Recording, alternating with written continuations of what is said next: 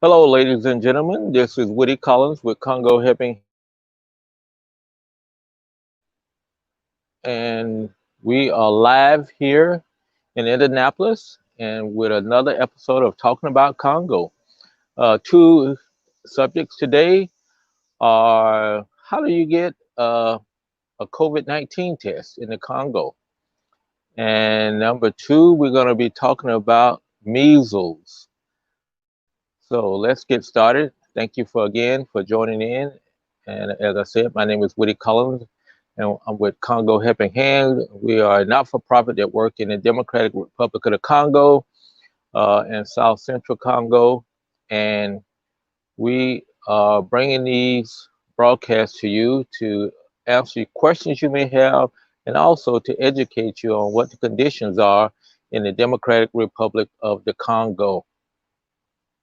So let's go ahead and get started talking about where do you get a test from. Would you believe the embassy, the U.S. Embassy in Kinshasa, sent out a notice to all the registered people in their program called STEP, STEP. I can't remember, it's uh, something travel, but you register for it online and they'll keep you posted with advisements and advisories and any type of things that's going on in the country that you're telling you that you're traveling in. So therefore, if you're going to any country outside of the United States, I would recommend that you go on to that site, put your information in, like passport number, telephone number that you can be reached at, email address, and tell them how long you're going to be in the country and where you're going to be. Then, therefore, if there's any type of problems, they will notify you of that situation. Not sure what they will do beyond that that notification, but at least they know that you're there and they can, you know, be in touch with you. But anyway, they put out an advisory on Monday, and I talked about that on Monday yesterday, saying that they had identified about 5 different places that you can get a COVID-19 test. And the COVID-19 tests are required for traveling by air, primarily by air, in the Congo. Let's say if you're leaving the country, you probably have to have a test. And the question came up yesterday, well, what happens if you got a negative test? Will they still let you out of the country? Which was a good question. So I don't know the answer to that question, but somebody posed it yesterday while I was talking to someone. And then also, as you're coming into the country, you have to have a test. So therefore, they gave you 5 locations in Kinshasa where you can have this test done. And it was also, they listed the price down for a test, and the price was $30. So the following day, after I posted that on Facebook, I got a message from a gentleman the next morning that says, could you tell me where I can get a COVID-19 test from? And I'm going, who is this person? And I looked up and saw that he was from Kinshasa. And I'm going, thinking to myself, here is someone living in Kinshasa asking me where you can get to test a COVID-19 test. So evidently, it's not widely known in Congo where you can get a COVID-19 test from along with your certificate. So I just, easily copied the information to him and sent it back to him. And he said, thank you, and so forth. I never asked him whether he was planning on traveling or what was the reason why he needed the locations of the COVID test. But I gave him the locations along with the price that the U.S. Embassy had listed down as $30.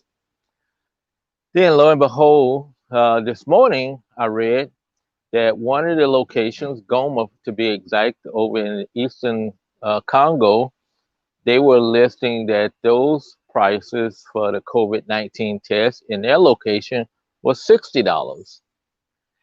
And so if anyone has been following me, that's the type of thing that I had always been leery of, is in Congo, people interpret the information as they see fit sometimes, as it fits their situation, and without any uniformity across the board. So evidently these people over in Eastern Congo, they want $60 for their test versus $30 in Kinshasa. It may be just a cost of low volume or whatever the case may be.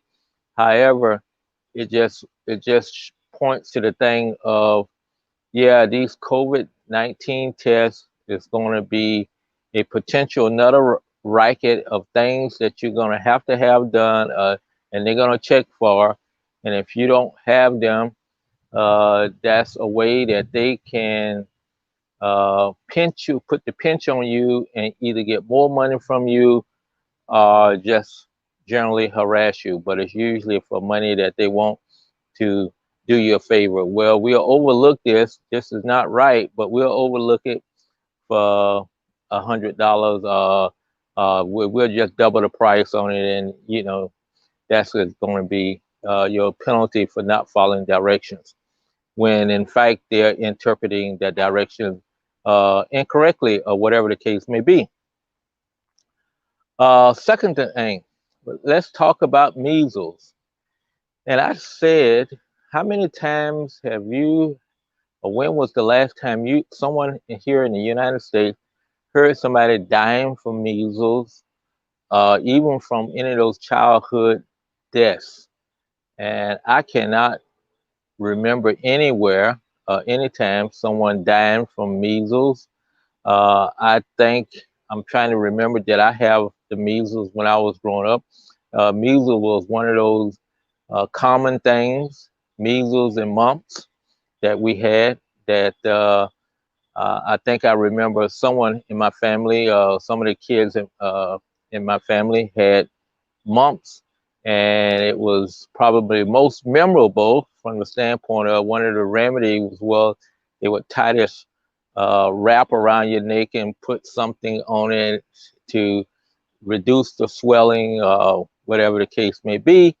However, it was something you went through as a child, and once you had it, you were over with it. And that was one of the things that you always said, oh, I've had measles, I had mumps before, so yeah, I can go ahead and do these type things.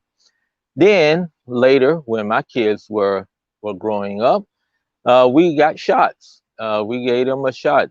I can't remember what the time period of it was, but they had the MMR, which is measles, mumps, and rubella shot.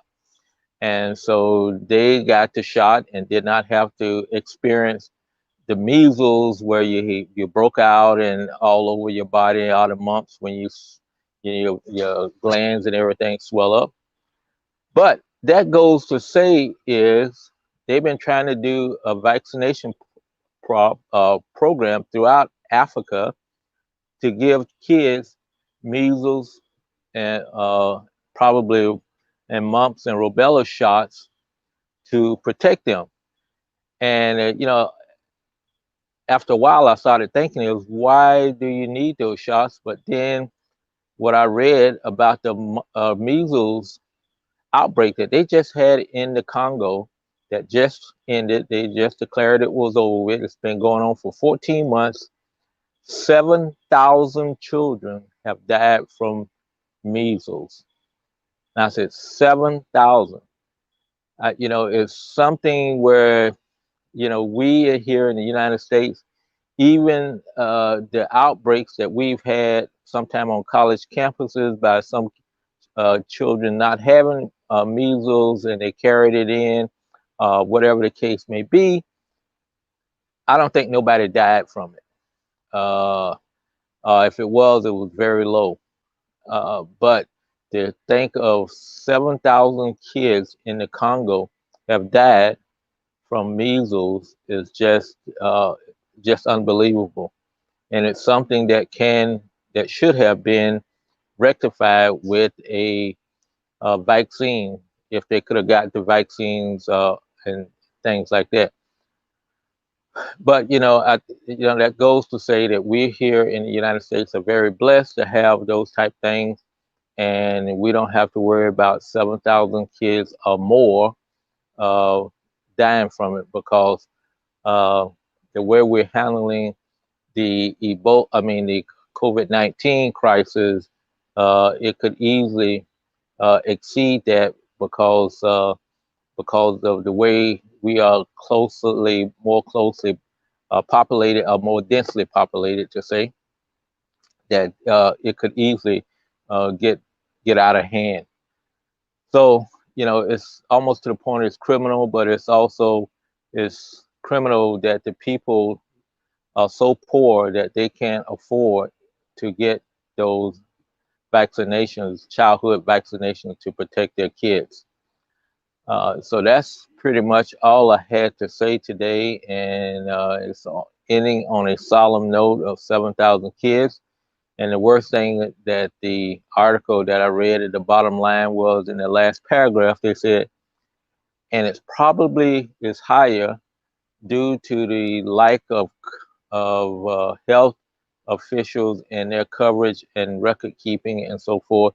So they think it could even be higher than that. So it's really bad from my standpoint that we need to get something going in these countries, and mostly in sub-Saharan Africa, to protect the children from doing that, because I think in a way that is a population uh, accelerator.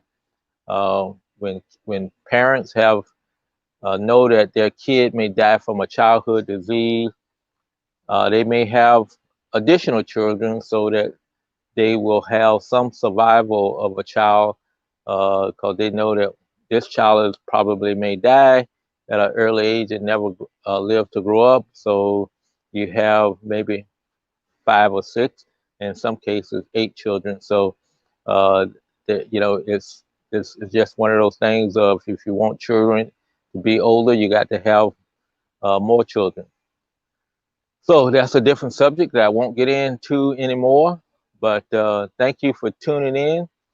At this time, well, let's also be in prayer and think about the people on the Gulf Coast as the hurricane comes ashore today, and we hope that it does not cause too much damage or loss of life.